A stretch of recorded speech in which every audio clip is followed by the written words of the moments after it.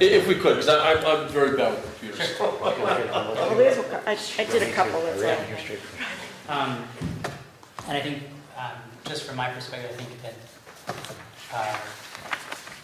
Joanne did a great job in breaking out each of the elements that we discussed in a very clear manner so that it's easy for us to see what we discussed, what were the talking points, and then towards the end, any action items that we left with so that we can go into our next meeting with clear expectations of what all of us are expecting. Great, thank you for that. Yeah. And we will, now that we've got the format, we'll definitely work to make sure we get it out much sooner. So, Easier to read. yeah. So if there's any suggestions, please let us know. Cindy, do you want to see the minutes? So we're looking for a motion. I looked over everything's fine. Yeah.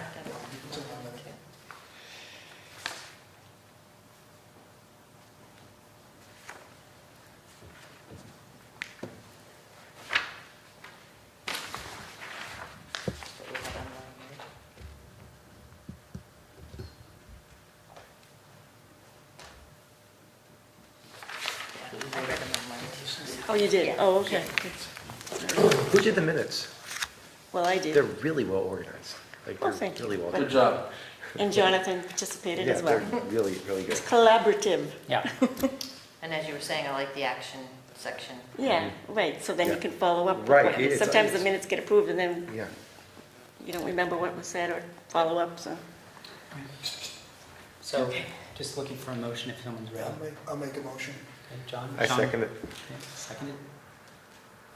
If we can discuss just one quick thing, I Yep. guess I know that we discussed and we obviously now approving the every 3 weeks. I wasn't so sure if it made sense to consider once every 4 weeks Or once a month. or once a month, with the understanding that if something comes up that requires attention, we call meetings. I know that's similar to some of the other boards that I sit on, at least. Sure. I mean, it's just a thought, I mean, I'm just throwing it out. I think it's worth discussion. I think when we originally discussed, or when we talked about it last time, it was 2 weeks seemed too frequent, at least for right now, and 1 month seemed maybe like we wanted to get jump-started a little bit more. So we did, at least in the last meeting, we set the 2 meetings. But then if we wanted to go to a different cadence after that, I think that's fine. Yeah, okay.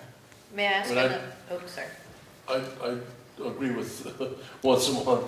It just seems like there's a lot of, if we have something important coming up and we need to meet, as we do with our board, if we have a applicant that's in a hurry to get something done, we'll call a special meeting, Sure. in the middle of the schedule, but Yeah. And just to not to play devil's advocate, I think one of the benefits of doing 3 weeks is that it doesn't always fall on the same day of the month. It could be a plus and a negative, right? So it's always going to be potentially on a Thursday, but it might not be, it could be the first, and it could be the third, and it could be the fourth. So if it didn't jive with folks. Well, I guess the only reason, I mean, selfishly, yesterday, I had 2 meetings, so Sure. now I'm rolling into a third here today, so in that case, I you're hear right. you.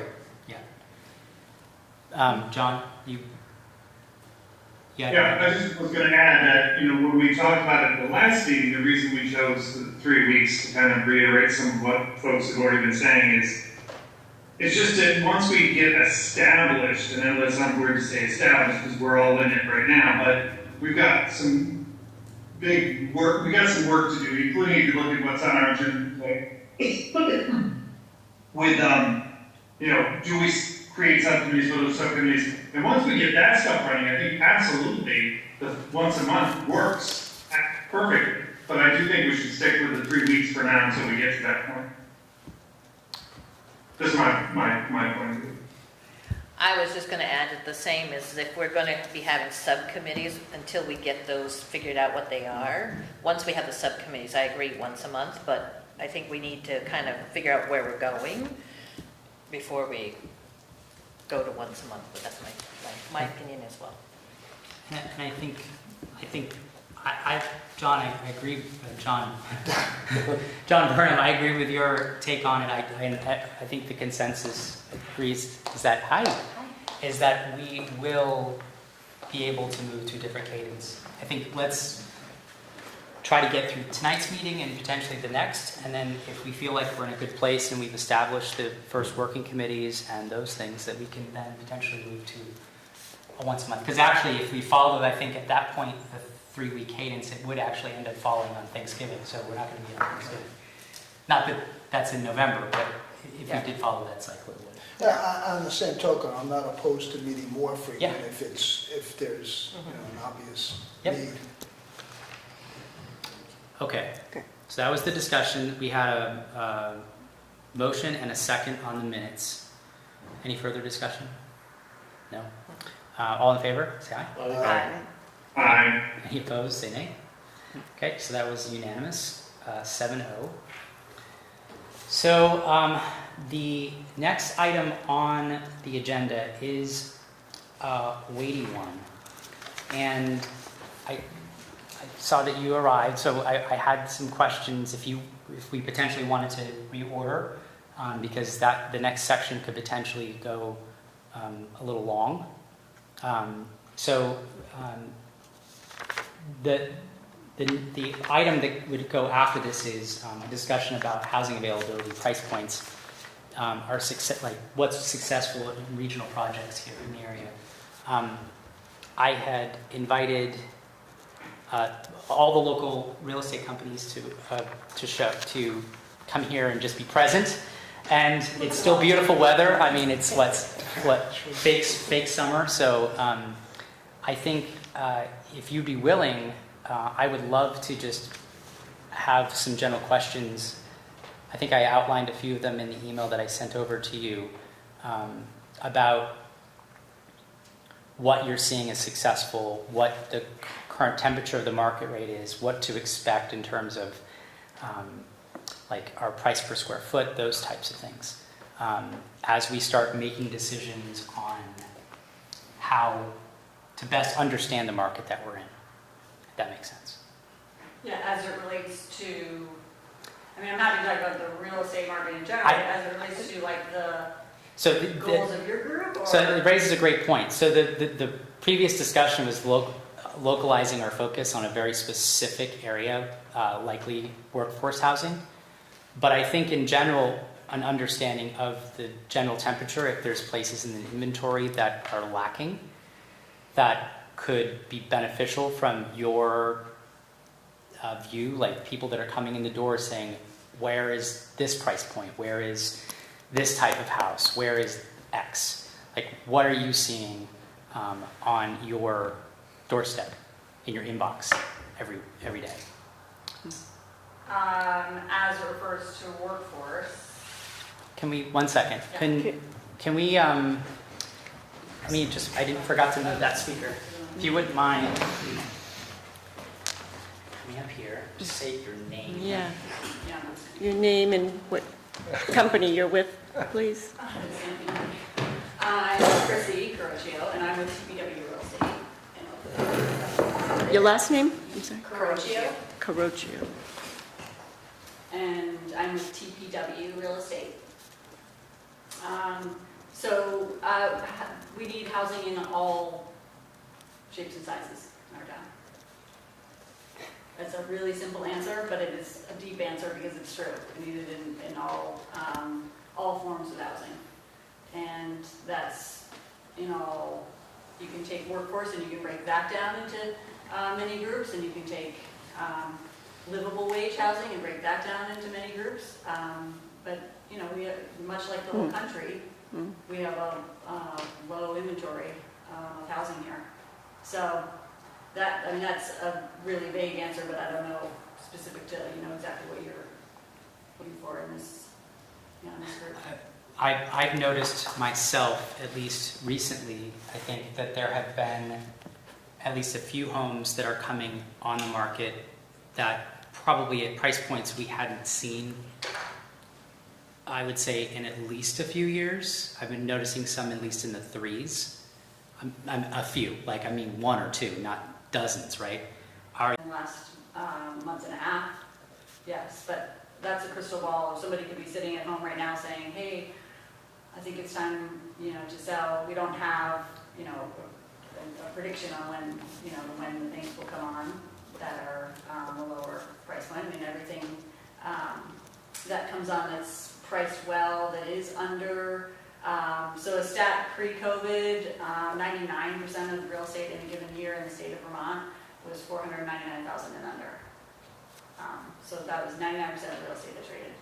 So 95%? Volume, 99. so 99. volume, and so now you say, okay, well, what can you get for 499? Well, there's less out there. Mhm. So those that come on that are priced well, they go, relatively quickly. And then it's not all second home buyers, that is full-time buyers as well. So what is that percentage, would you say, the full-time and the second?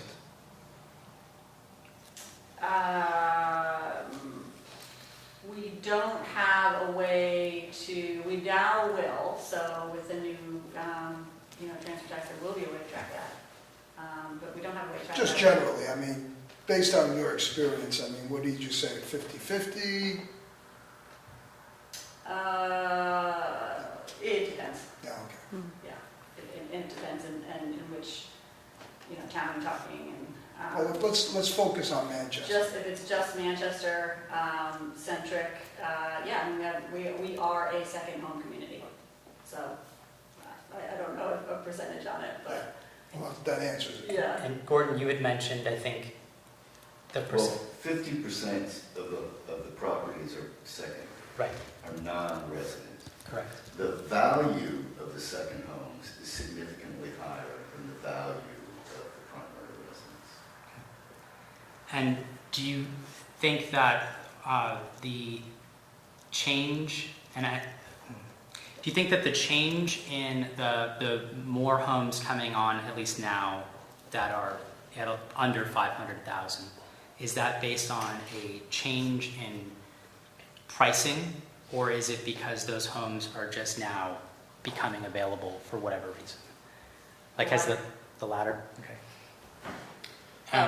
Go ahead. Chrissy, I was curious, are you seeing, like, your sellers, okay, the people who are actually selling, are they people who are selling and then buying something smaller in the area, or are they selling and moving out of the area? Both. Both, okay. Just thinking about questions for our survey. So, Okay. and that secondary market are a lot of them entering the Airbnb programs, to your knowledge? I don't track that, to know. I think that, it's always been a part of our market that people rent their houses out, whether it's Airbnb or they called a real estate firm or they, did it on their own. So I don't know, right now, like recent things that have traded, if people are renting them or not. So in the TBW portfolio of rentals, what does that look like from an inventory standpoint compared to, let's say, 5 years ago? Well, our rentals are not short-term, so we are seasonal rentals. Okay. So those are like people renting for the summer Yeah, or right. for the winter. Yeah. 30 days or more type rentals, and it looks about the same. Yeah, I mean, So it hasn't changed. yeah, there's not, there's just about the same amount of people that have wanted to rent their places as do now. Some buyers, it's the only way they can afford to buy it. And that's been a thing of our regional community since the 60s, right? Like you could afford that place and you rented it out a little bit, and so that piece I don't think has changed So much. then I guess to follow up on that end of it, in terms of the homes that you see selling today, there's a lot of financing, is there more cash? What I'm seeing is a lot more cash buying the homes, which tells me that that's In subsidy. terms of like, I mean, you can, that there is a place on the, on our databases where we mark that, whether it's a, finance home or not. I don't check it to see, whether, and that, I don't know how that impacts the greater market. Well, I'm just thinking that, because that follows up on the subsidizing of the home, whether they need to rent it or not. Because if they're paying cash, chances are they probably don't need to rent that, would be my thought. Yeah, you never know.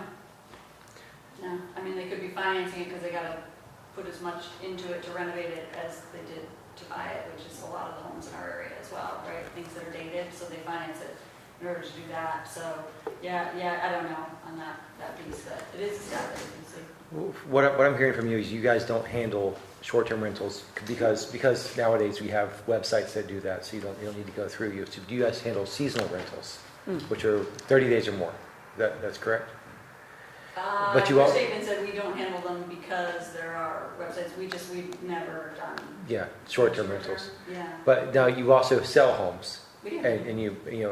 When was the last time you remember selling a home locally to a young family? I closed on one on Monday. On Monday, a new family in town. Okay, that's kind of A wonderful curious. new family that moved here for a job. Yeah. Yeah, I went to an open house today, and it was basically a bidding war of investors for an Airbnb. And so it makes me worried that it's happening a lot more than I see. And I just didn't know. Do you see it? That's why I'm asking you. Yeah, if you do see more families coming to town and buying. Okay, that's good. And anecdotally, I can say that, even my kids' grade, when I went to their open house for 4th grade, the class size had increased by multiple kids in each class. So there is at least apparently some sort of People moving to town. families moving, which I think is fantastic. Yeah. That we've touched on housing, like physical structure of houses. I know land and new building is also, we've discussed here, building something new at this point with its cost per square foot is cost prohibitive, at least on the scale or the size of homes that we had expected in the past, over the past 2 decades. So are you seeing land move at faster or slower rates? Like what's like new land development sales looking like from your perspective? Land isn't always traded on our multi-list service. A lot of times someone has a piece of land and a good match for the piece of land, so it's a little bit harder to have hard stats on to be able to share to the general public. And that's, that piece, right? There's always a neighbor wants to sell something, and that's how those pieces work.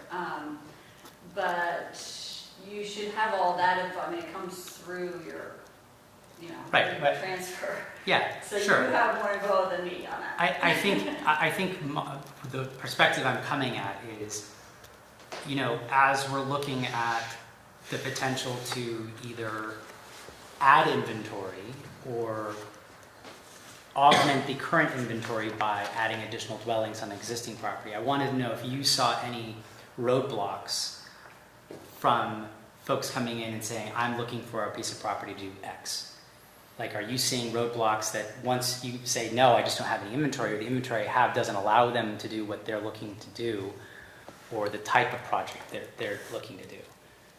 If you have, or TBW has run into any situation, I know these are hard to track. I asked you, over the last few weeks to do this, so it's not like you had tons of time to prepare. Yeah. So it's like, You sent the questions. yeah. Today's Wednesday. So, but I think that, just getting a general gist of what you're experiencing is, as boots on the ground, is really important. Yes, Gordon, and as properties transfer, we're seeing those things happen. What we can't see though is potentially what doesn't happen because it falls through. Can I just add to that? What I think we're trying to figure out, Yeah. forgive me if I'm putting words in your mouth, is because one of our tasks is to help propose, changes. And so are there roadblocks for people who want to sell property or people who want to buy property, but they can't because of this rule or because of that zoning or this? Are you seeing any of that? I think that's what you're asking. That's exactly what I'm asking. Thank you. People that can't buy or sell because of roadblocks. Mhm. That's what you said. No. Okay. Buying or selling, no. If they have a good route. No, That's- I don't mean No. that too sharply, I do, No. but I mean, if they can understand, okay, yes, my property's in the floodplain, how do I sell this? Okay, yep. Come up with a plan for it. Things like that, yeah, those can be hard to get around, but, with information provided to all parties, everything's sellable, and there's always somebody going to buy, it just has to be, right number on that. Roadblocks come later when, someone tries to do what they want to do with it, but you guys see that in, planning commission stuff. I guess I'd say, somebody came in the other day, and there was a 10.2 acre parcel up Bonnett Street, out of town. And a long time ago, they had essentially prepared for a subdivision of 5 2-acre lots. For a variety of reasons, they didn't do it. Now, it's zoned 10 acres. So they can't even do it anymore. So I don't know if that's the kind of roadblock we were talking about. And I don't know that, there are lots of properties, just as an example, Partridge Hill. That theoretically, those are 2 acres, but they're really not. But how a 2-acre zone instead of a 10-acre zone would harm that area at all. I don't know the answer to that, but I'm not sure why it got changed to 10 acres there. And I think the same is true when you go south on routes, on Main Street, down there around the weather thing, in that area, it suddenly changed to 10 acres, I think. Yes, the Wilcox, I know the Wilcox family in particular did not subdivide their property before those changes happened, and now they're looking at, family members who are unable to take, a grandchild that can't take a piece of the property because it would have to be a certain size, and the cost of that would be prohibited from them to being able to do it. And Well, I I'm think- just going to repeat one of the things I heard, and I don't know this real well, Tim probably knows it better. I remember hearing the former zoning administrator talk about how, well, it's 10 acres, but you could put 4 houses on it, provided you preserve 70% or 80% of the land, kind of group them together. The problem with that, from my perspective, is only a developer can buy that 10-acre lot and do that. The person who wants to build a single house is out, because they have to buy 10 acres now instead of a 2-acre. Right. Well, that's correct, and that's the way the ordinance reads. And to Gordon's point, it's not only the developer being the only person to buy it, it's with the space that you're not allowed to develop on, 60% or 70% of the property, you could put 5 units on a 10-acre parcel. But the problem now with the new septic and well regulations is you'd have to have more community wells or septics, because on a 2-acre parcel, you could conceivably, depending on how it perks, you could fit a well and a septic.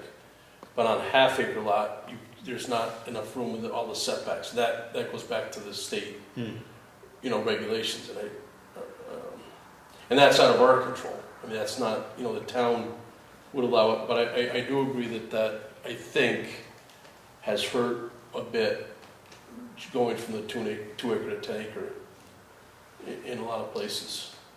That's just my opinion from listening. I don't have any evidence, I just know that somebody did just come in this week and talk about that. I think that those are the pieces that I hope that we can start to build on, because if we can continue to find examples of where a situation like that occurred, where there was a roadblock, instead of it being an absolute no, not like we're here not as a control. We have no control over it. We're here to make suggestions and recommendations.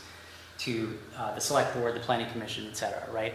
But if we can do the research and the pulling all those pieces together so that there's a clear package that says, here are all the examples of where these places, you know, could be better utilized, and here are examples that where we have not been able to encourage the developments of these places because of X, Y, and Z.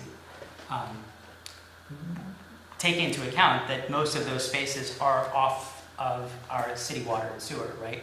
Which are fully dependent on state regulations Yeah. for water and sewer. Which, What's- no, yeah.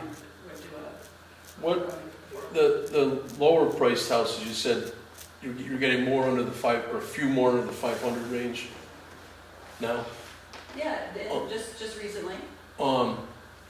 The ones, what's the lowest price you have in town? Like off the top of my head, single family, I don't have that. No. 300, 400, 300, 400? Well, I know the one in Hillvale is at 350. So just, and I don't know do you have any idea what a mortgage would be on a 350 house, or you don't know that? With taxes, it's probably With in taxes. If you ask me Mid- at 9 a.m., I can rattle it off, but at this the point. mid to upper twos.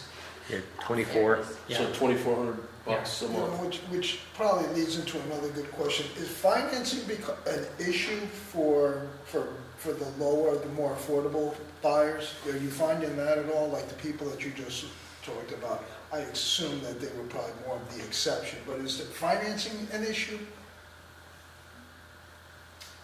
Is financing an issue? Rates are good, going down.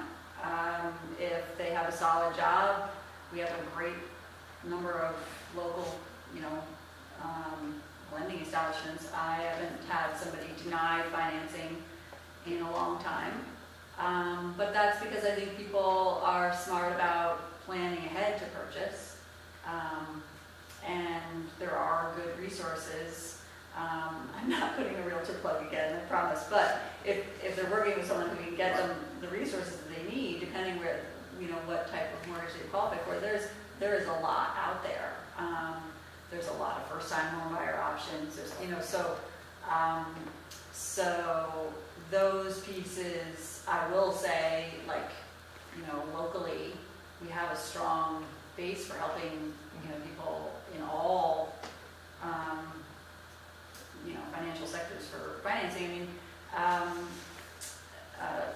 was at my shoulders are still sore from the gift bill day with Cindy was it last week or 2 weeks ago? No, last Monday. Last Monday. Feels like a month ago, right? It feels like a month ago. Yeah, it does. And worked alongside one of her new homeowners, one of the new Habitat homeowners, who was saying that she just can't wait to get, her house built and finished because her current rent is, a few dollars more than what her mortgage payment will be, because she's got a, good rate locked in and all that. And so we run into that a lot, where people are already making the payment because they're, paying the rent in the same amount. So I haven't seen where, financing has fallen through for reasons of appraisals or other. Typically financing falls through because of life events happen to people. Can I just add a little bit before that? Some of the things that we've discovered is financing can fall through also because, as Chrissy says, they haven't prepared. So buying a house takes time to prepare. So it's income to debt ratio. People don't understand what that means when they're first-time homeowners. They're just trying to learn that. So this is a lot of what we're working on, is educating. But for your lower income, affordable income level, there is a lot of programming, especially through the Vermont Housing, agency. And so a lot of the local banks and financial institutions work with them. So they have these grants that they can get, and it's really helpful. But again, it's having the resource of someone who knows the, industry, because they know lots, like if you're, first generation, that's a whole nother thing. Like if you, not first homeowner, but there's first homeowner, but then there's also first generation. So nobody in your how, your family has ever owned a home. There's more money for that. So there's lots of little pockets, and the success really for a decent mortgage is really learning how to layer on different kinds of financing. And that's what a lot of people are still struggling with, figuring that out. But, if you've got a good real estate agency and a good financial, institution, you shouldn't have a problem finding the financing. So. Well, that's great to hear. Yeah. I think, I know TVW has obviously some reach into Bennington as well, and like pretty much the entire county. Are there examples, I know that you guys were involved also in the Highland Ave project, right? Near Diesel Electric area.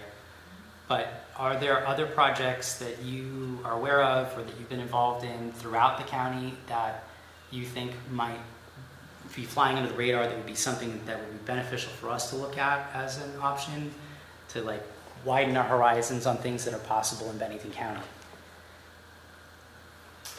I mean, I think you probably have the networks to the other towns even more, within the town offices than we do, to know what other projects may be permitted and how successful they are. Each town is different in permitting, so what can be allowed in one town will take 2 years to get through in another town. What will be a good process in a wetlands review will be a longer process in another. So that piece makes development trickier. But I can't speak to if there's one permanent project or another. I mean, I think that the biggest things for Manchester is having the infrastructure in place and then let free enterprise do its thing. I mean, that's I think would be a great suggestion for you all to the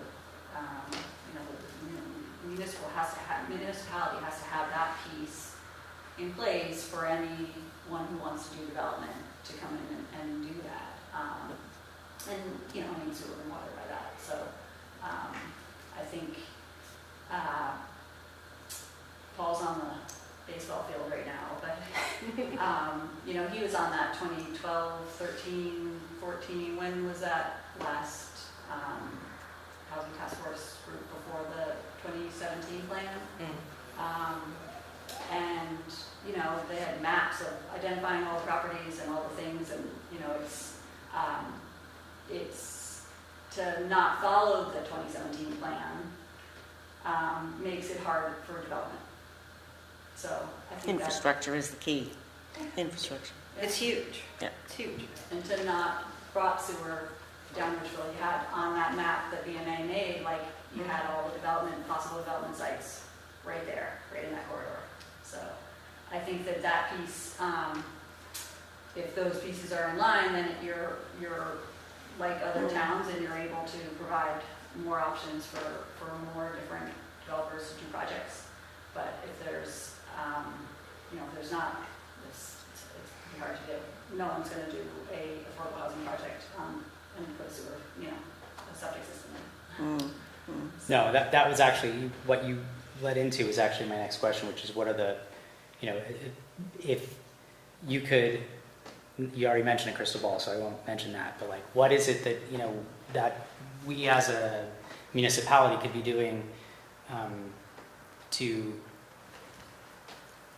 make those processes more efficient, make those opportunities available?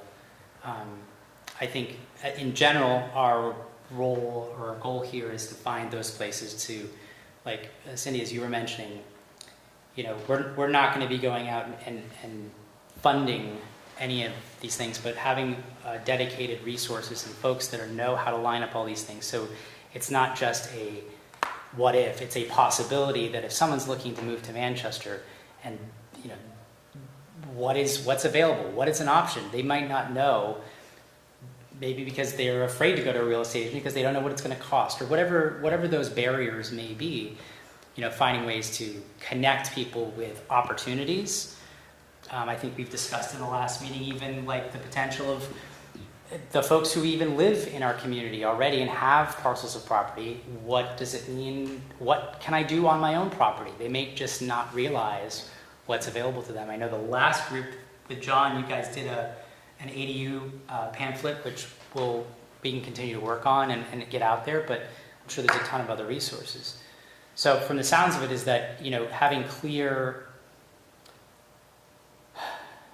investment's a bad word, but it's not a bad word, but the way in the context I was getting at is like the sewer line down Richville Road and what the potential possibilities that could have led to is some of the places that are holding us back now. Yeah, just infrastructure, those pieces have to be in before anyone can even think about, permitting something, so. And I agree, and it's not just, it's thinking about the sprawl. I mean, if you really want to grow, you need to, have more options for development, so therefore you have to have the infrastructure down, Richfield, but also if you think about if you continued going up this road, forgive me, I'm not sure. Main Street. Main Street all the way up through, up towards the inn at the Willow Pond, that's still Manchester, correct? Mm-hmm. Right? So, I mean, if you got so that you could get decent, infrastructure all the way to that part, that piece of property could be an amazing development, but none of us really can afford to take on that project and have, the infrastructure of putting in septic and water. Well, and as we know, So- that particular space, to speak of Willow Pond, is just not going to happen because of the septic requirements based on difference between a transient well to a full-time housing. I think what's, just sort of generally I don't want this to come negative because I came here to help. Yeah. You asked, hey, can you come help us answer some questions, right? So don't, I'm not nitpicking. I think it generally is the groups that came together to put that 2017 plan together were planning for, it was business groups, it was municipal groups, it was the housing, group, and they had identified all of the sites that were developable, affordable housing sites, and they did the thing and then made a plan, and then the plan was approved and the plan wasn't followed. So I think there's frustration to, how do you, visualize something coming together if it's not going to stick to what the community came together, to put that piece forward. So I think that looking at it from if the task force said, hey, let's, look at something that says, here's what our town, needs, I think it's very clear to go back to the basics of what was done. And I hate to say, I remember that. You don't really need to read that because there was a lot of effort Right. put in there. Right. And I think you were all involved, right? I mean, there's a lot of effort, and that effort was appreciated. And so it's just finishing a lot of that work, and then the town continues to improve and grow, because that's where it's all where all the aquifer protection is. It's all the town wells. I mean, it's protecting all that's down there, and I think that's a big piece of the municipal part. Is you have that structure super solid, then you have somebody that comes in and says, oh, okay, I'm going to build this project. I hear this town wants some housing, and there's an ability to do it. Yeah. Is there, So is that one of our directives, to find the funds through federal grants and whatever to do more infrastructure development? I mean, there's money out there. Sure. I mean, it's worth So is taking a that look our, at. yeah, is I mean, that, that's something we can discuss. But Yeah. I think that I know the VLCT likes to say that there's always strings with grants, right? I think actually they just sent out an email today. It's like those who are well versed in grant applications and managing grants know that there's always strings attached. But if we can, I think if we have energy and we want to go down that road, I think that's absolutely something that's not going to hurt if we're doing research and finding potential opportunities. Ultimately, it's up to, the select board to accept it, and it needs to be part of a generalized plan that's Right. something that we want to address. Right. But I think if we take, and bring back opportunities like the work that was done in previous. None of us want to go and start from scratch, but I think taking all of the materials that we have gathered through the years and bringing it back to the table and understanding what went wrong, where didn't this happen, where didn't that happen, and why, how can we bring all that work back, I think is going to help us all tremendously Yeah, the DNA understand. had a whole map, I remember it. Yeah. It was on my kitchen table for a while, and I was like, you're going to movie. So, and they had all the, potential sites marked out on there. Everything from what we're referencing to Cone Road, Depot Street project was never identified on that, so it was interesting that, we took that path.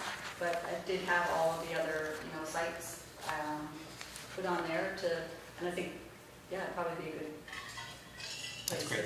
None of those sites Well, really changed, right? I mean, it's still out there. No, as bizarre as this sounds, I'm now the longest serving person in the town administration. And I've only been here a few years. Right. And I've never seen the plan that you're talking about. This is what I was going to Now, say. and I've never even heard it talked about. I do have maps that Kirk gave me that kind of identify the same spots that we also found kind of independently. Right. But at some point he dropped off some, and I have them on my desk. But if there was a written plan, it got lost, because that was well before I started. So it just never made it into the previous housing Big task. video, it was Paul, Kathleen Dean, Joe Mile, it was a whole, they were the housing group, then there was a municipal needs group, and then there was a business group. And they all reported in to create Yeah. they were like 2012, 13, 14-ish, and then the Yeah. town plan work started. Oh, I don't doubt it, and it's kind Yeah, of crazy yeah, that it we never are. made it to us. But I do have those maps I think you're talking about, because I don't think these were new. And it does show Cone Road and all that. And I've always heard that Richville Road was the next extension, that was going to be the one. For a variety of reasons, it came up here because of a few opportunities so that we could get grant money that were not available on Richville Road. And Richville Road was also complicated by the persistent flooding. But that is an area that has been talked about. And I have somebody who wants to come back and make a proposal for a large-scale development on the Airport Road property. Right. But that's really a designer, not a developer, so it's ambitious. And I do know, based on the last select board meeting, that last time, I know we made it through that meeting pretty quickly, but we are in the, I think they're at the 90% mark in terms of the feasibility study, or some sort of, don't quote me on this, but there has been some sort of study, or I wish I had the exact terms, but there has been work on the Richville Road sewer line project, and that it's at 90% completion, and that we hoped to have that relatively soon, so we would start seeing more of the, and this was spurred a lot by the potential, the town taking over Green Mountain Estates, and its sewer usage, which is currently, whether it would be more economical for us to tie that into city sewer rather than keep it on its existing system. So there may be still already movement in the right direction, at least on that. Have you guys found out during your projects you've done, as far as the permit, I don't know if you personally have been involved with it, but is the town of Manchester easier, harder to deal with than other towns and or the state? What when it comes to the permit end of a project, what's your biggest hurdle? Is it the towns, the state, what's the biggest hurdle that you guys have found? On reporting by somebody who will probably be applying for other permits and things in the future, I'm not going to.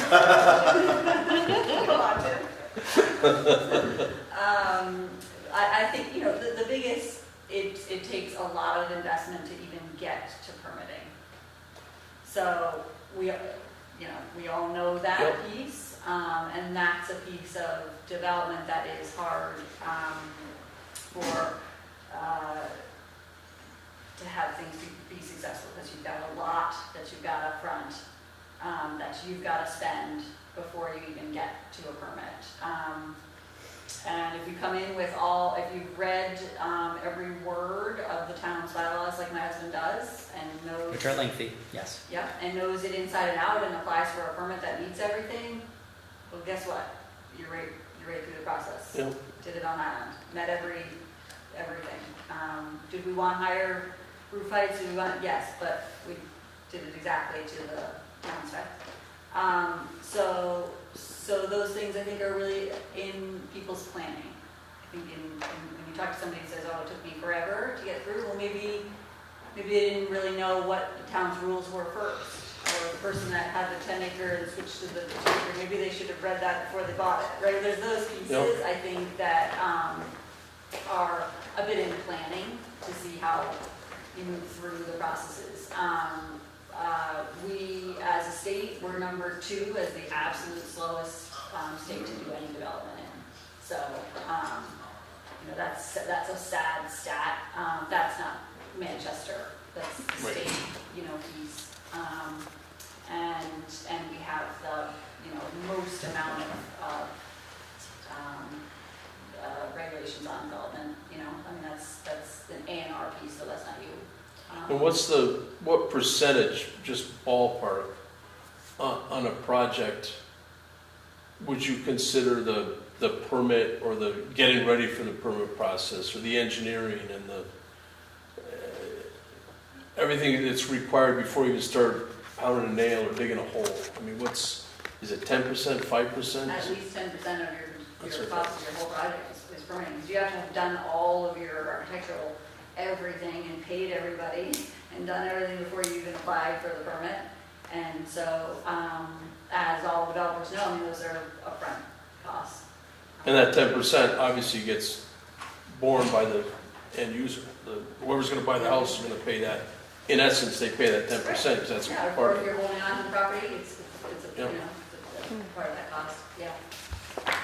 Now, one of the things I have been reading is municipalities, to avoid a lot of the time span required to get a project going, that it's becoming a popular thing within towns to pre-approve housing plans, like have 4 or 5 housing plans approved ahead of time, so that builders can take them, or, a homeowner can pick one out, and they can work with the developer through that process.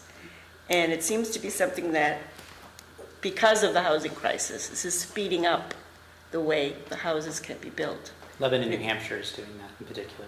Yeah. There's lots of towns that are Yeah. doing it, so that could be something to consider I- as a way to. I think at the last meeting we discussed, even more specific was even ADU plans. How could you add, you were talking about earlier, how could you, augment your current income, or if you needed to augment your income in order to stay in your home, obviously you'd have to spend money to make money, but you could increase the value of your home, but not have to bear the costs of the engineering and the site planning and everything leading up to the permitting. And if we have a very specific, like A, B, C, D, if you're in this shaded purple section of the town, it could mean that you could just fill out a 1-pager and be on your way.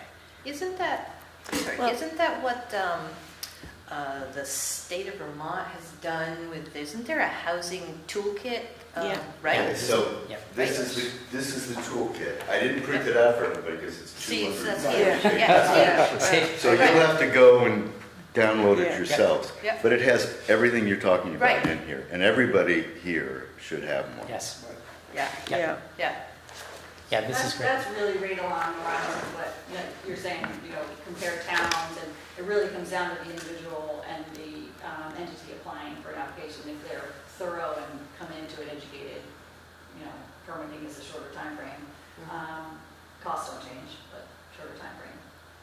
And we're kind of lucky as a town because we do have areas in town that do have town water and sewer, which makes it a lot easier for an ADU, because if you're on town water to town sewer, it's a lot easier. But if you're not on town water or town sewer, then again, it goes back to the state, because if you've got a two-bedroom house and you want to add an ADU with another bedroom, you're going to have to go back to the state to maybe get a septic permit, a water permit, and you might have to redo your whole septic system, which it could cost you $30,000-$50,000 to redo that. Right. So then it kind of makes it not even worth Putting it, putting it in. That's a tough thing in this area, and that's, Yeah. again, it goes back to the state, whether right, wrong, or different. If those regulations were easier, then more people would probably do it. But the way it is now, if you're not in town and you're not on town water and sewer, I got a feeling it's gonna be pretty impossible to do anything like that. But that's just Yeah, I my agree with opinion you. from being in the business, you know. Yeah. But, I agree with you. And I think at the last meeting, we also discussed the idea that any out-of-the-ground construction is almost cost prohibitive just based on square foot pricing. Never mind the soft costs. I mean, the square foot pricing.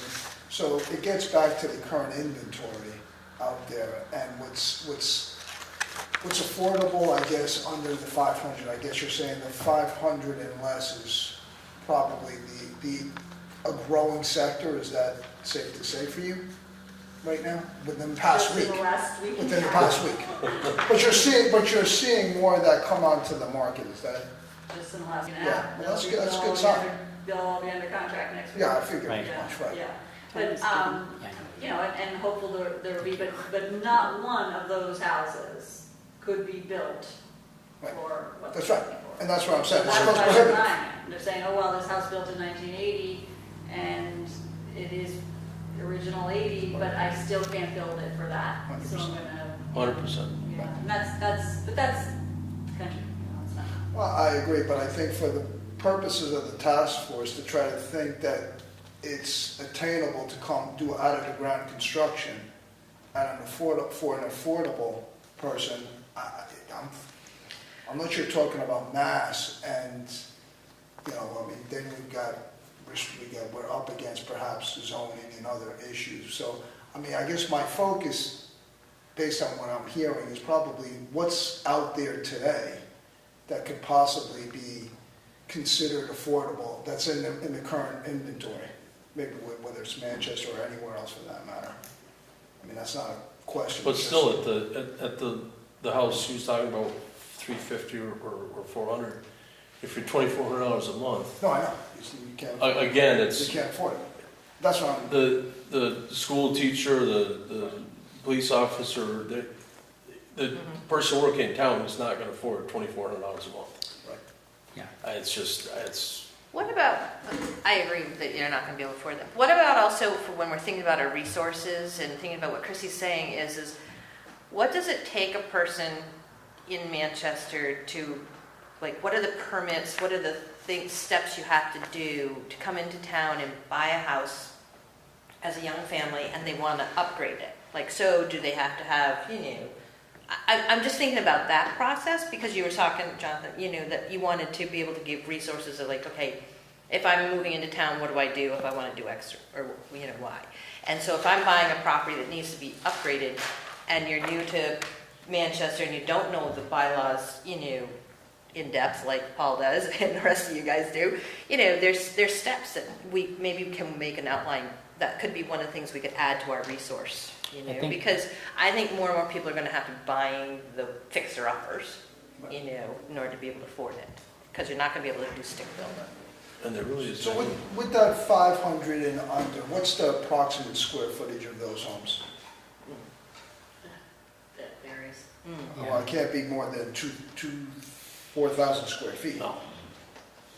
So, No. I mean, is it in the No. 2,000, 3,000 square foot range? 2,200 and under. Okay, there you go. Yeah. Good. So that's 250.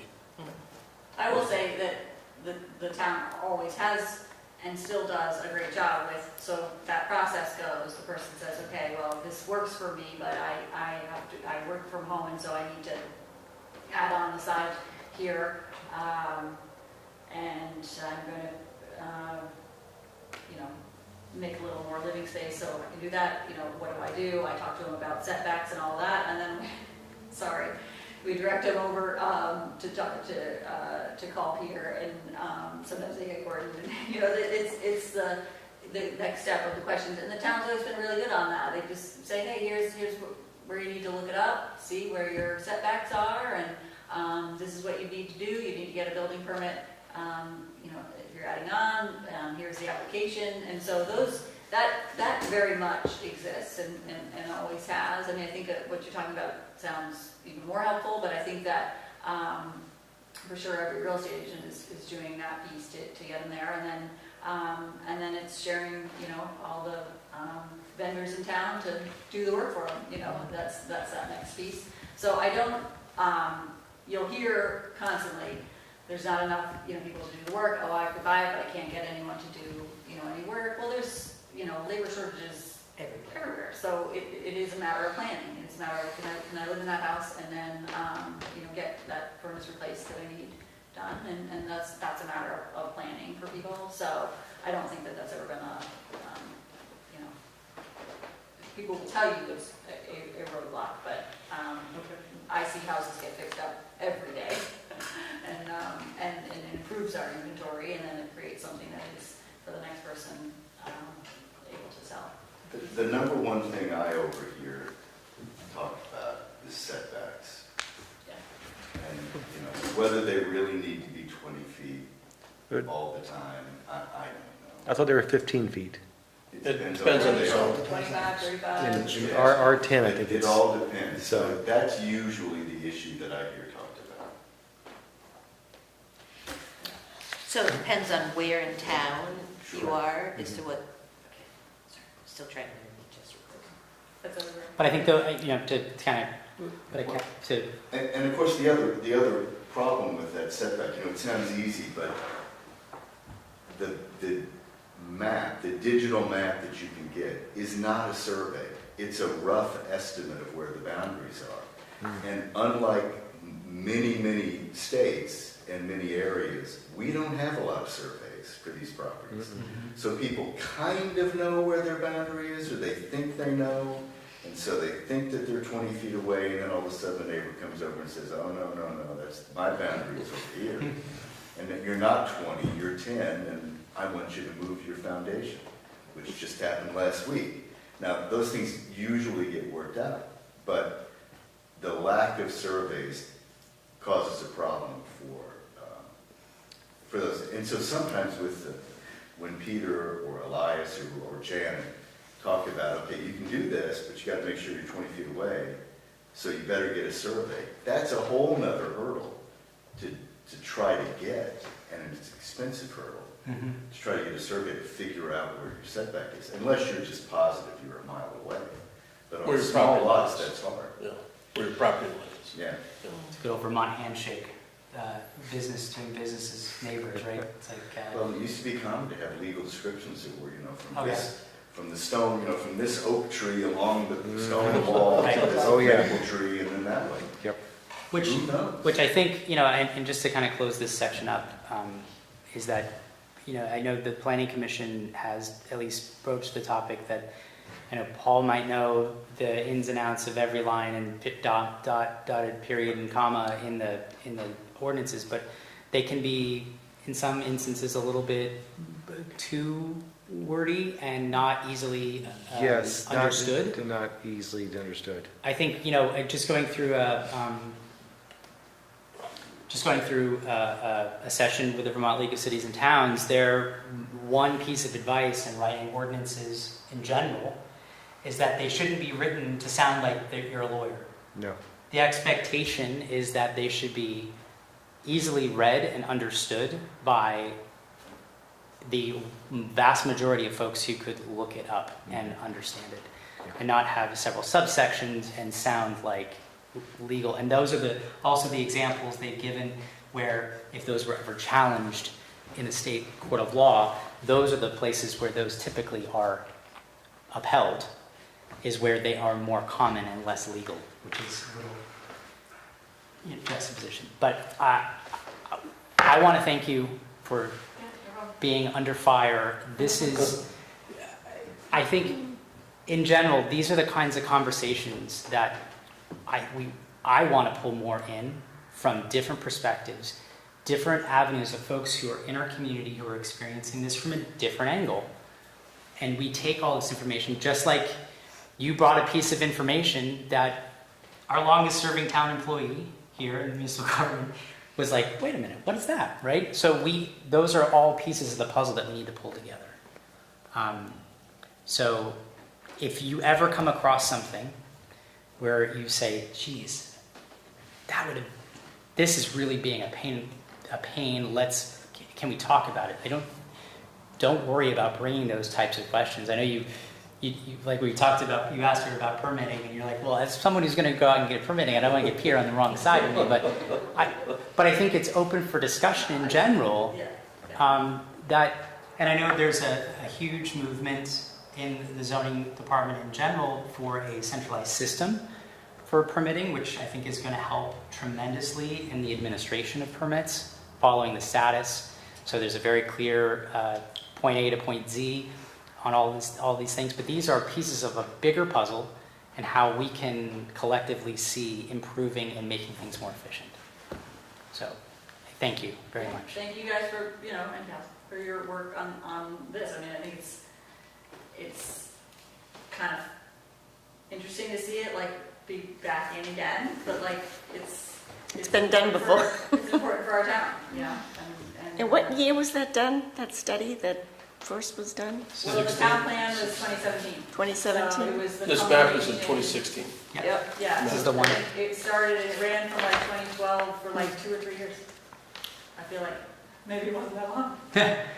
I wasn't part of it, Paul was. But this is all good. I mean, because there's, as a member of the select board, one of the pieces that, where I've talked to Anita, even in the town clerk's office, is that there have been moments where, we have a question like, well, when was the last time that we refinished the pool at the rec department? And there's two places to go. You can either go through all of the records in the vault, or you can ask Ivan, right? So these are those pieces of information. I mean, I have it in my job where a certain person knows a certain bit of information that could be beneficial to the whole, but they've just made it part of their being for so long. So bringing those different things in is really important.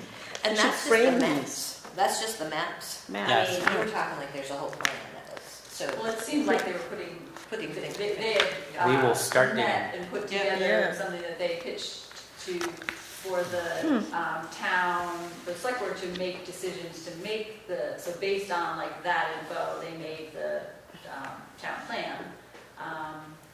And so that's. Which is coming.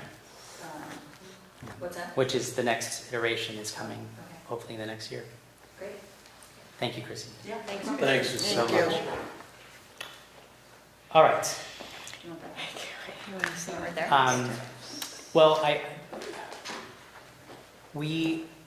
one of the pieces was defining the more specific role of the Housing Task Force and focusing in more succinctly on one area or one type of housing or a more generalized idea. And I think while Chrissy mentioned that having an entire more inventory is more important in general, I think the focus, at least from my perspective, is that workforce housing is the critical piece that we are lacking. And I think there was a little bit of discussion as well as what is the definition in terms of what is workforce housing? Yeah. Where does that fall? And I just ran some general numbers, and Cindy, you might be able to back into some of this as well.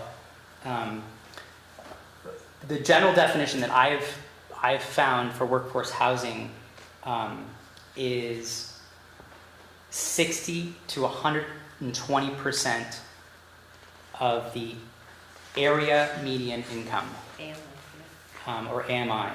That's the value that is calculated by the Department of Housing and Urban Development, so HUD.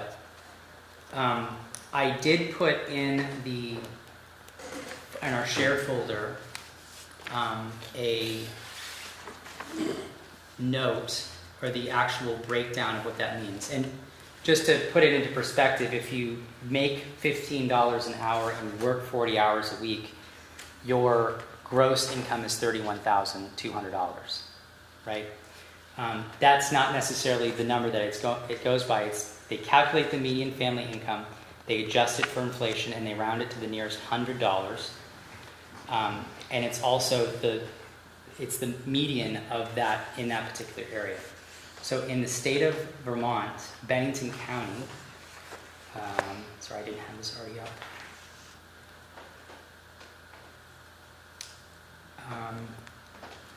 So just to give you a perspective, this is from the Vermont State Housing Authority. So the 50% income limit. So if you were at 50% AMI, which is technically a little bit lower, in Bennington, a single person is at $30,000.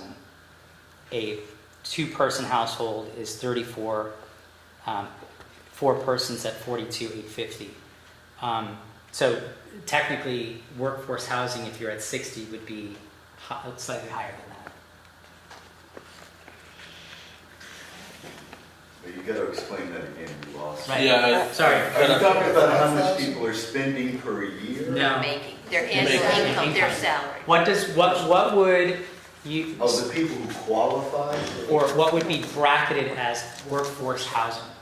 So the bracket of workforce housing is determined generally, and Cindy seems to agree with this, that it's the range of 60% to 120% of the area median income. Okay? Now, the stat that I have is from the state of Vermont on a 50% basis, not a 60%. So this would be just below technically. So you're saying 50% of the people, 50% of the average median income, area median income in Bennington County for one person to technically qualify is just north of 30,000 of income. So if you're making $15 an hour and you work 40 hours a week, okay, and you're grossing $31,200 a year, you're technically below workforce housing, or because these were for 2022, not 2024, right? So you're technically at minimum wage, you're earning less than what is deemed workforce housing. Can I ask a question? Yes. Yeah. What was your name, by the way? I'm Allie, I'm the housing manager for Stratton. Hi, Ally. Ally, your last name? Rotundo, Rotondo. What's the cheapest rent around here? Like if I made 30K a year and I wanted to get a job in Manchester, what are my options for like a cheap apartment? There's none. There's none? There's Nothing. no cheap apartment? Nothing. No. There's virtually none. I can tell you that we have a young man who was hired by the town, who makes a lot more than that, who had difficulty finding an apartment.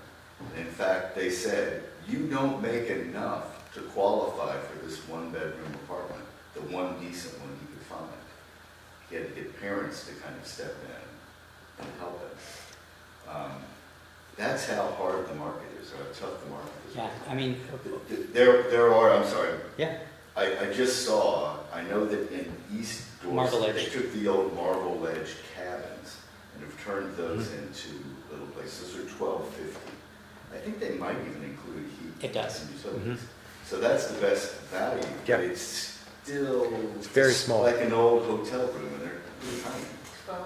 $12.50, and it's So a like small little kitchen. studio apartment? Yeah, studio. not even For a motel room. a motel room. So does that mean that like your workforce is coming in from Bennington most of the time? Oh, yeah. Are people Granville, driving in? Cambridge, Bennington, Rutland. So they're driving an hour to work Yeah. Yes. most of the time? Mhm. Yeah. That's their option? Yes. Yeah, That's why we're here. In general, I've heard 1,500 on a one-bedroom is like any place that I've seen that's come on the market, that's been about where it's at. If you find something that's a two-bedroom that's under 2,000, you're lucky. Yeah. And it's not just here. I mean, that's. No, But it's, Town of it's, Bennington as well. it's Bennington actually has more apartments than we do here. Mhm. I did ask, But they're a lot more so subsidized. Ed Morrow, who used to be Because they on can't afford it. Ed Morrow, who used to be on the Housing Task Force, has a 32-unit apartment complex in Rutland. And there are 2 bedrooms, which are not located in the center of the city, and they're roughly 1,000 square feet, and those are rented for $1,400. And that includes heat. And when you talk to local business owners, how often does this topic get brought up? That they're saying, I just need to hire more people and I can't do it because people don't want to drive in. Every Like, day. How often do you hear this? All the time. Every day. Every day for the last 5 years. Yeah. And are And they looking for year-round people? Are they looking for seasonal? What are we looking for? Year Well, round. there's both. Year round. You're- Mostly year Yeah. round.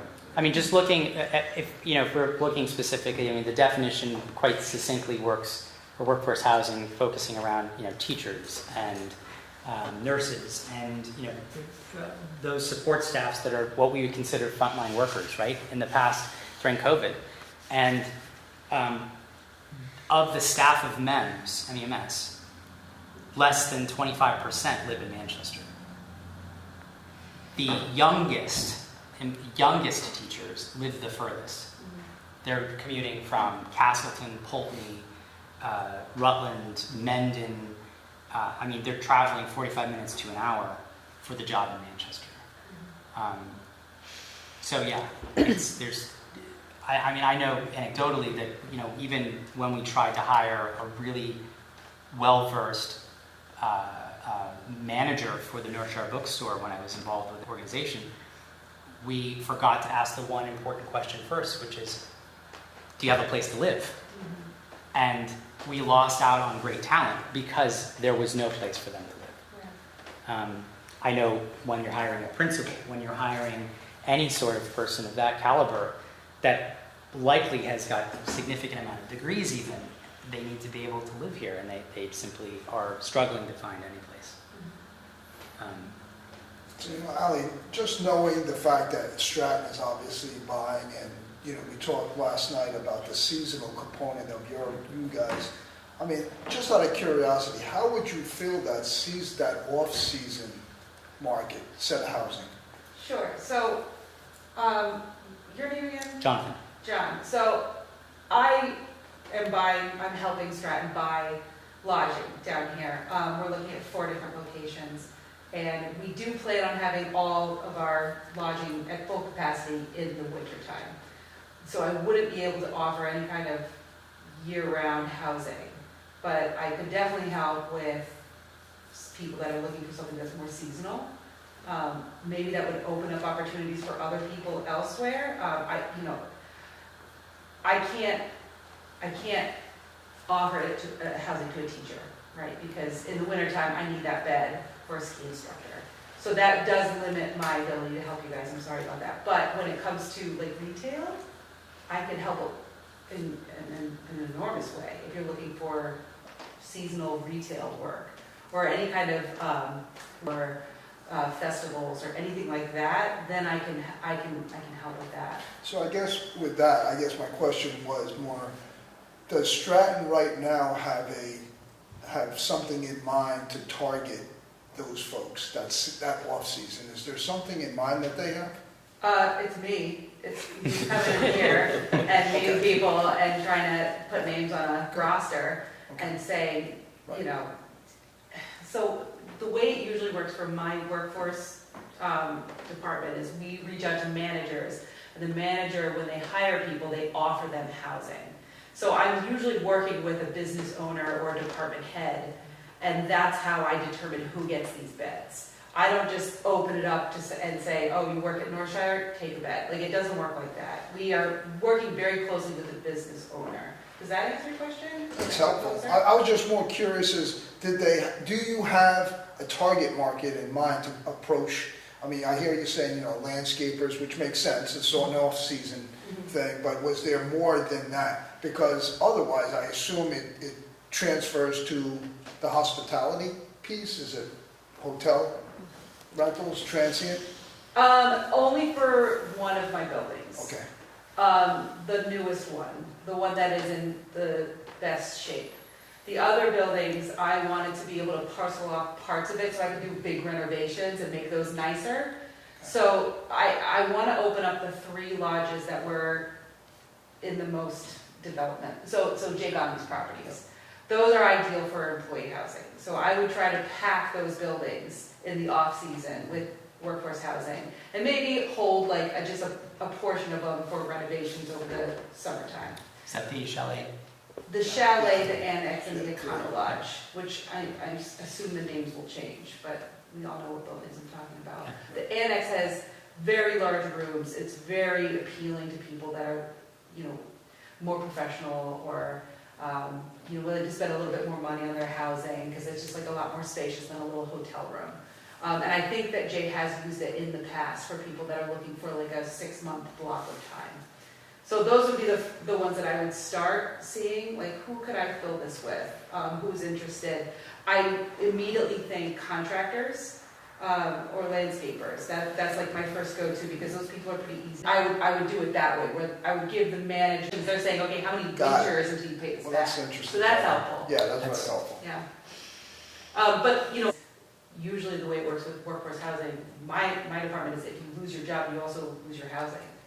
I usually give a grace period. I'll let people try to find another job or whatever, but if they don't find a job, they do have to move out of that housing. So I don't know how the town would feel about that, but that's how we do it up at Stratton. You don't get to just stay and ride out the winter, Right. because it causes problems for me. Well, that's why you rent to the business and not the individual. Yeah, you rent it to the business. And, obviously, virtually all the second homeowners are May to November, or maybe April to November, so it's probably the perfect time for you. And it seems like well, I know it's the busy time. Yeah, because There are you, a lot more people in town during that time period. yeah, but if she's looking for, the workforce, but you get bumps of, I've heard like Equinox has, more employees that they bring on during the spring and summer because they're busy. John Burnham from Manchester, who's over there on Zoom, is really a man who you need to talk to if you haven't already, because he knows who the employers that have these bumps of, in that time period. Great. So, and my You're heart's not here, the so I only talk. group Yeah. that's come around. I mean, the Equinox Hotel at one point was looking at to potentially buy a hotel to put up employees. So there are all kinds of groups that do it. Yep.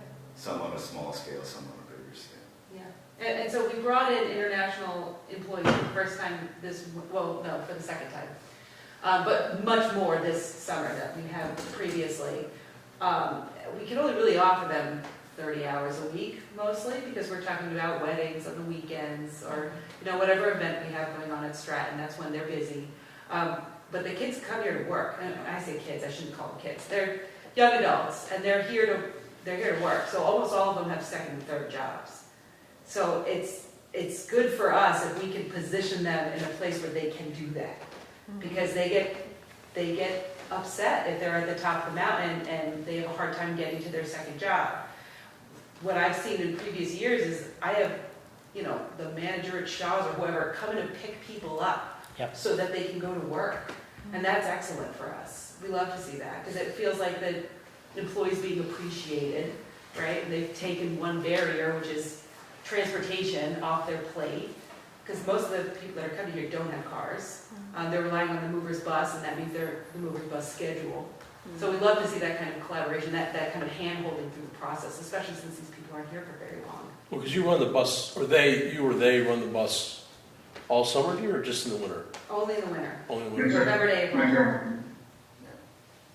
November to April. So we're gonna, it's like a very early bus ride. It's 5 a.m. on the weekends, but it usually starts at 6, and then, it goes till 9, and then there's a break in the middle of the day, and then it picks back up around 3 and 4 when our lifts close. And then now this year, we're adding another late night shuttle in the evenings on Friday and Saturdays, because we found that people like to go out, and our people need to be able to work so that they can go out. So that'll extend it a little bit. I think that'll be helpful. I think John would be the guy to talk to about that. Yeah. Why is that? John He's Burnham. the- John Burnham? He's the head of the Manchester Business Association. Hey. Hello. Yeah, reach out to me.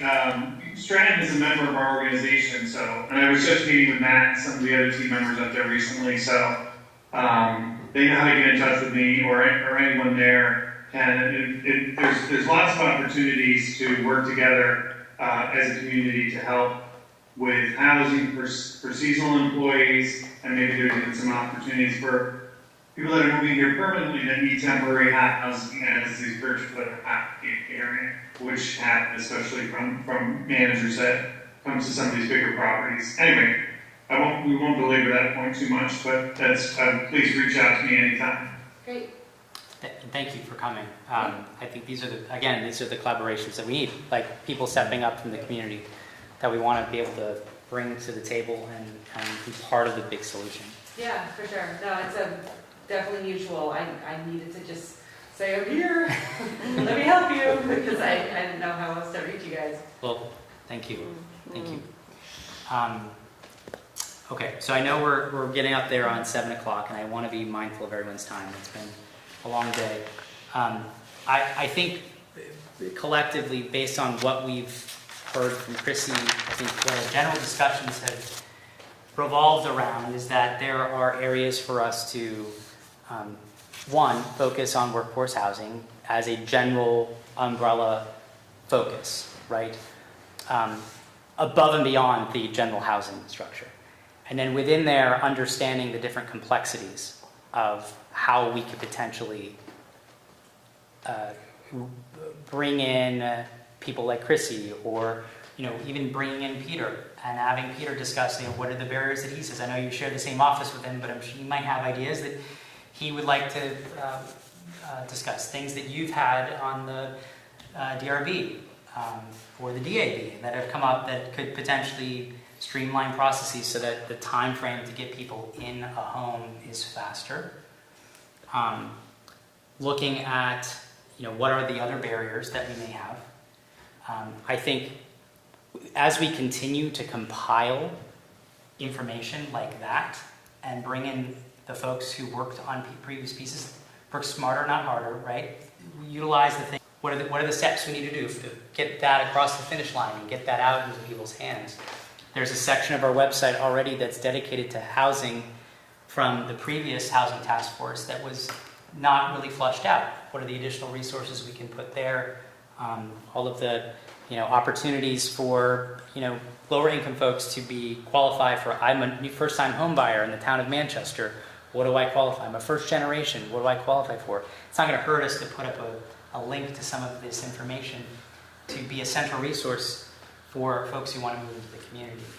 I would almost suggest, for next meeting, inviting Paul. Yeah. Croce. Based on what Chrissy said, he has quite a bit of insight on history, going back to obviously even the current staff. For us to your point, for us to gain as much as we can before we really kind of dive into too much. I'd like to soak in as much as I can get. Yeah. And I like this, if we could, I know you had talked about maybe some subcommittees Yeah. or at some point. I think if some of the members that were on the prior board, one or two maybe, or It's just he's the only one. yeah, he's the only one. He's the only one. John and I. Oh yeah, sorry. If there's a way you could pull together what you accomplished or what goals you had or what the hurdles were or what.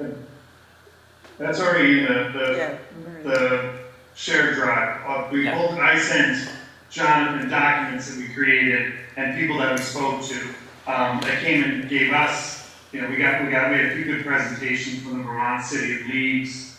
We had a great presentation from the Woodstock Housing Group and how they're working with things over there, which led our organization, our group, to kind of look at, trying to create up this housing trust fund, how that would come to happen, who knows, but, through donations, taxes, whatever, but that was something we had already worked on, and that's all, a lot of that stuff is on the shared drive already, but, I think that when we talk about some of the new things we talked about, there's work that needs to get done outside of this hour and a half that we're spending that I truly believe could help us all move forward. And I think I'm going to sound a little negative here, but I'm going to say, I think we all know there's a housing shortage. I think we can beat that point a zillion times. We know what the 160%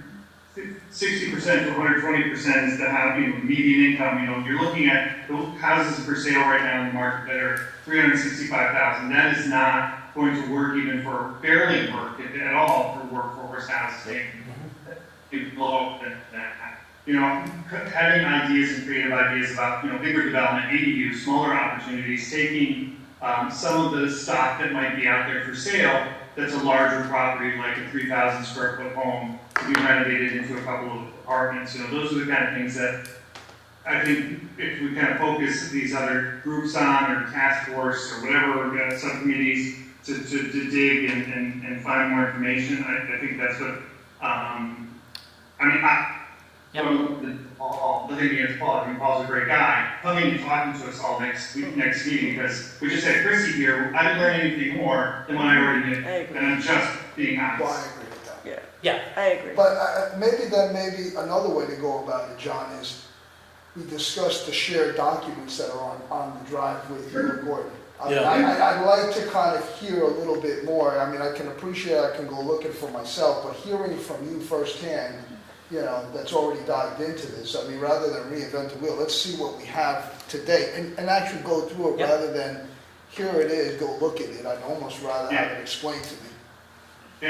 Yeah, and it's like you said, it's far sometimes when you're going through a document or PowerPoint and understanding truly what was behind it and why. Right. And I'm more than happy to talk to anybody individually at this meeting about what we saw and what we worked on in all those documents.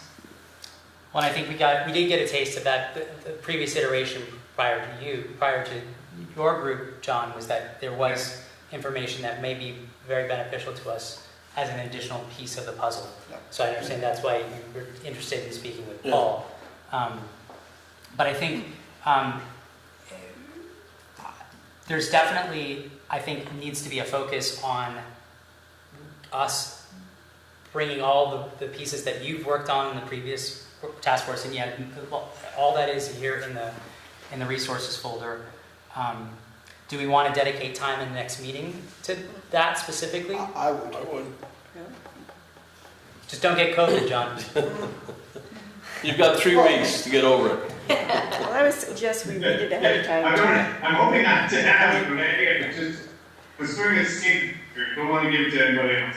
I don't think I have it. I have tested for it or positive for it. I just want to be careful. Yeah. So what I would say is, as a group, let's, if you want some of these things in paper copies, it sounds like you might want some of these on paper copies. Yeah, Tim, just come in. Yeah. Okay. We'll get you copies of those, but let's review anything that's in the housing task force folder, which includes the things that John has discussed. If we can find those, maybe we can scan that document as well and have that available as a previous resource.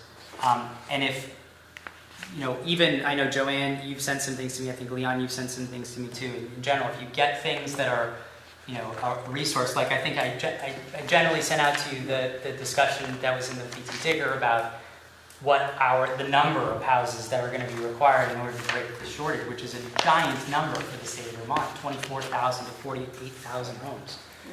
Well, it's not only that, though, it's just if they're even affordable. Right. Because the problem is, we can talk all we want about Right. building houses, doing this, doing whatever, but if nobody can afford it, we're just wasting our time. So let's. And the other quick Yeah. thing is, one thing I was thinking about is the more and more people we do bring into town, it'd be nice, and I'm going to go to the schools around and see what their enrollment is and what they have for, are they 90%, 50%, 80, 90%? But because if we bring a lot more kids into town, we could run into a problem with our schools. Sure. Because if our school's already 95% full, and we're bringing in a bunch more people, then where are we going to? I will say that usually when that happens, the schools will just develop and add more classrooms. They are looking to build a new middle school and then separating that would open up a lot of classrooms at the elementary school.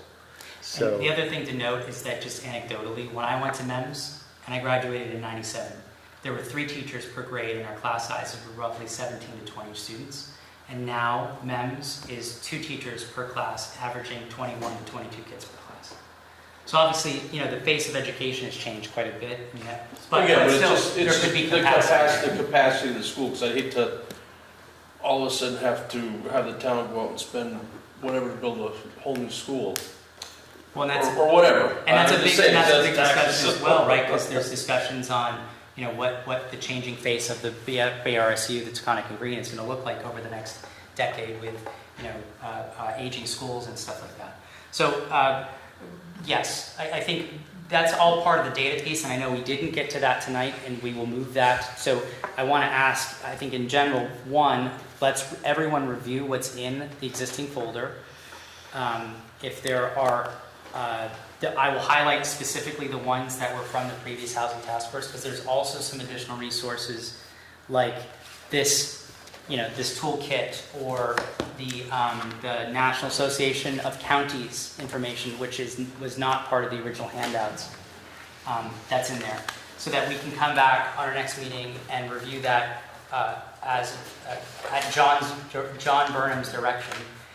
And then I think the other piece, I was going to say that the next piece is also that we really should solidify, the directions in terms of those working groups, whether it's I know you've had some interest in reaching out to businesses like Stratton and other organizations, especially over the mountain, to try to work on a collective strategy to move puzzle pieces to make housing more efficient here in Manchester, right? Mm-hmm. John, it sounds like you have very similar interests on that. There's the development, there's the financing and education pieces. I think these are all places where you're all going to be very beneficial in driving those areas of this collective puzzle. The modular homes, I'd like to kind of do a little research on that, which I've done. Modular homes, I think, Yes, are very important. they're very important. Because they are quick, Well, less expensive. my We whole should neighborhood look is into built that. of modular homes, and they were built in the 50s. And we've seemed to have forgotten that those are out there, and we can build neighborhoods out of them. Right. And that's what got some of our neighborhoods built. We need to look at that Yeah. for building new They're neighborhoods. more efficient, they're And quicker, cheaper. they're cheaper, they're Yep. all of those What are you going to things. say, John? So, what? I was gonna say that, I was gonna send you all a link, because I don't know if any of you caught this interesting thing that happened in Durham, New Hampshire. It's called the Black River Cottages. These people that own an assisted living facility built, took a piece of land where they could have built, they're also builders, built, a $800 million mega mansion on that lot, and actually created a beautiful home. And like 15 to 20 of them that, are costing people who are living there like anywhere between $800 to $1,200 a month, which is so much more affordable. And they're really cute, and they're well built, and they're built from scratch. But I agree, just the same way, it'd be faster to bring in a modular home than it would be that. But Yes. that's what I think could help solve some of our housing issue on the workforce affordable side, is coming up with solutions like this. I'll send you all the link to it so you can see it and you can put it. It's just really interesting what they did there. So, thank you, John. I think let's collectively think about, focusing on maybe four subjects. Four is not a number that I'm like succinct on. Just like, if there's an area for education and resources, if there's one for grant writing and sustainable / affordable development, if there's business partnerships that could be ascertained that we can continue to bring folks in. I think collectively we also need to look at those projects that, like Joe Miles' project, and bring Joe in. What are the successes and those things and the failures? Why don't we just find a lot here in town that we can hook sewer up to?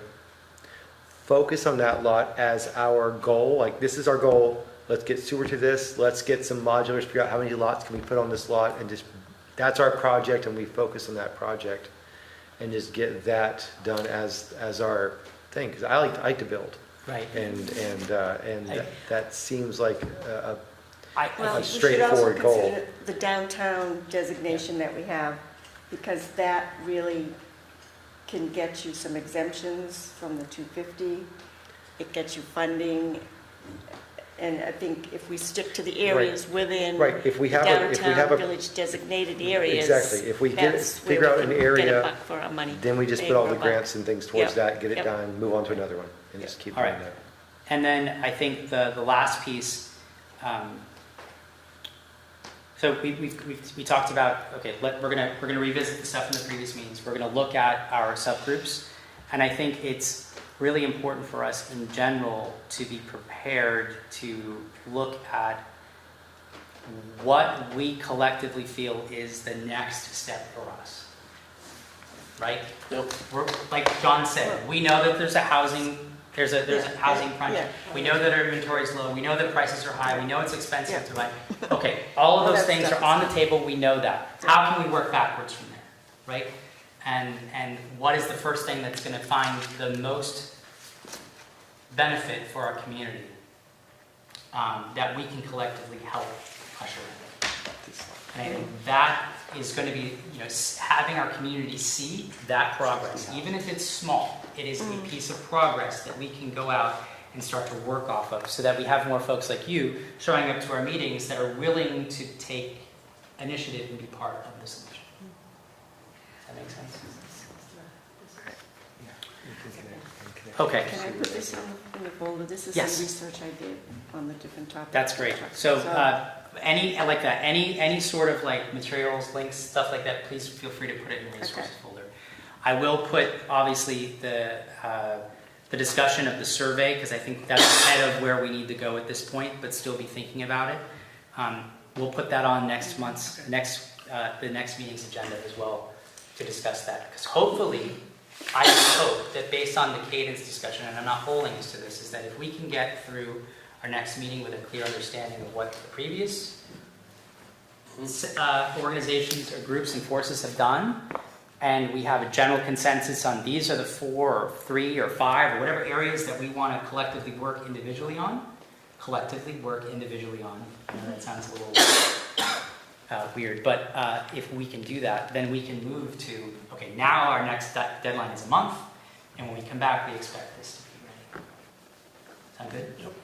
Okay. There's no one else here, so I'm not going to open up the public comment. Is there anything else? I think we've all collectively said our piece, but I just need a motion to adjourn if they... I make a motion, we adjourn. I second it. Second. All in favor? Aye. Thank you, everyone, so much. Thank you. Thank you. Thank you. Bye-bye, John. Thanks, John. Thank you. Thanks, Ellie. So they're not usable. Right. But this lot is, because it's 28 I need a acres, business card. almost 29, you can put 60. So then Sally or Ally?